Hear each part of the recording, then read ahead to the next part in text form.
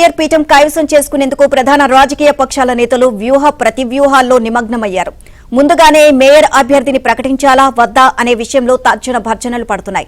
ఒకవేళ ప్రకటించాల్సి వస్తే ఎవరిని ఖరారు చేయాలి అనే విషయంలో నేతలు సమాలోచనలు జరుపుతున్నారు. అర్హులైన వారి కోసం వడపోత సాగుతోంది. ప్రధానంగా కాంగ్రెస్ మేయర్ అభ్యర్థి ఎవరు అనేది అందరిలో ఉత్కంఠ రేపుతోంది. టీపీసీసీ అధ్యక్షుడు మహేష్ కుమార్ గౌడ్ సొంత జిల్లా కావడంతో ముఖ్య నేతలు ఆచితూచి అడుగులు వేస్తున్నారు.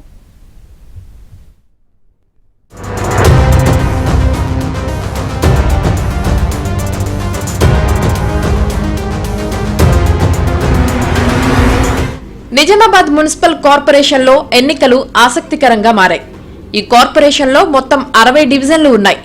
టీపీసీసీ అధ్యక్షుడు మహేష్ కుమార్ గౌడ్ ఈ ఎన్నికలను ప్రతిష్టాత్మకంగా భావిస్తున్నారు. సొంత జిల్లాలో మున్సిపాలిటీలను కైవసం చేసుకునేందుకు సర్వశక్తులు ఒడ్డుతున్నారు.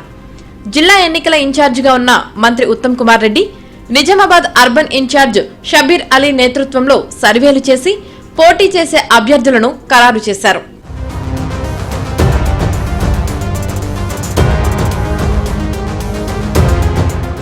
ప్రస్తుతం నిజామాబాద్ కార్పొరేషన్ లో బీజేపీ ప్రాబల్యం ఎక్కువగా ఉంది.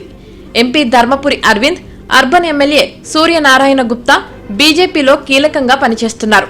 ఎంపీ ఎమ్మెల్యేతో పాటు అనుకూల పవనాలను అదనపు బలంగా భావిస్తోంది ఆ పార్టీ. ఈ పరిస్థితిని అధిగమించేందుకు కాంగ్రెస్ నేతలు వ్యూహాలను సిద్ధం చేస్తున్నారు. పరిస్థితులు అనుకూలంగా లేకపోవడంతో కాంగ్రెస్ కార్యకర్తలు టెన్షన్ పడుతున్నారు. గత 10 ఏళ్ల నుంచి మున్సిపల్ కార్పొరేషన్ లో కాంగ్రెస్ పట్టు కోల్పోయింది. గత పాలక వర్గంలో కాంగ్రెస్ కు 2 కార్పొరేటర్లు మాత్రమే ఉన్నారు. మొన్నటి ఎమ్మెల్యే ఎన్నికల్లోనూ కాంగ్రెస్ అభ్యర్థి షబీర్ అలీ ఓడిపోయారు. ఇలాంటి ప్రతికూల పరిస్థితుల్లో తెలంగాణలో కాంగ్రెస్ అధికారం చేపట్టడంతో పార్టీ శ్రేణులు బలం పుంజుకున్నాయి.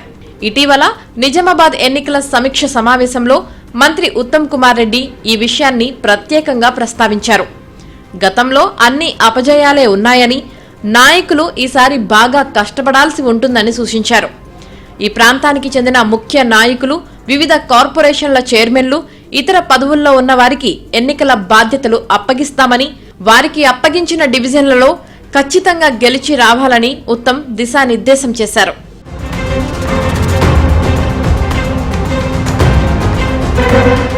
అయితే మేయర్ అభ్యర్థి ఎవరో కాంగ్రెస్ తేల్చుకోలేకపోతోంది. జనరల్ మహిళకు రిజర్వ్ కావడంతో ఆశావహులు హైదరాబాద్ లో అగ్రనేతల ఆశీస్సుల కోసం తిరుగుతున్నారు. కీలకమైన ఆర్థిక భారం మోయడానికి బడా నేతలెవరూ ఆసక్తి చూపడం లేదు. అందుకే మేయర్ పదవికి అభయహస్తం పొందిన వారే డివిజన్ల వారీగా ఎన్నికల వ్యయాన్ని భరించే అవకాశముంది.